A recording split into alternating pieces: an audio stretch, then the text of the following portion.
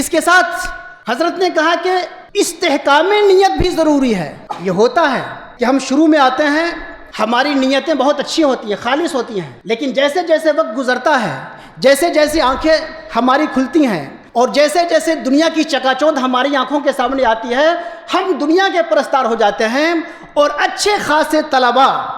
اچھے خاصے ذہین و فتین طلباء، اچھے خاصے دیندار طلباء جو دنیا میں علم کی خدمت کر سکتے تھے، جو دنیا میں دین کی اشاعت کر سکتے تھے، جو دنیا میں انسانیت کی تبلیغ کر سکتے تھے اور جو دنیا میں رضا الہی کا کام کر سکتے تھے، وہ آگے بڑھ کر کے ان کا مطمئن نظر بدل جاتا ہے۔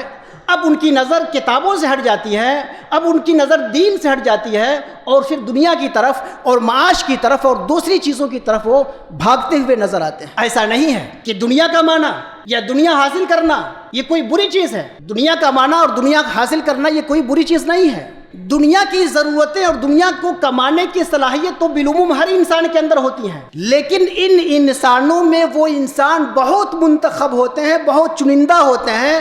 بہت سلیکٹڈ ہوتے ہیں، اللہ کی نظر میں بڑے منتخب و بندے ہوتے ہیں جن کے اندر علم کے حصول اور علم کی اشاعت کی صلاحیت ہوتی ہے۔ جن بچوں کے اندر، جن لوگوں کے اندر علم دین کے حصول کی صلاحیت اور علم دین کی اشاعت کی صلاحیت ہوتی ہے، یہ کم ہوتے ہیں، یہ اللہ کے منتخب ہوتے ہیں، یہ چنندہ ہوتے ہیں، یہ کم ہوتے ہیں جو مدارس کا رخ کرتے ہیں اور اپنی نیت کو صاف کرتے ہیں۔ اگر یہ چنندہ بندے، اگر یہ منتخب بندے بھی اپنا مطمع نظر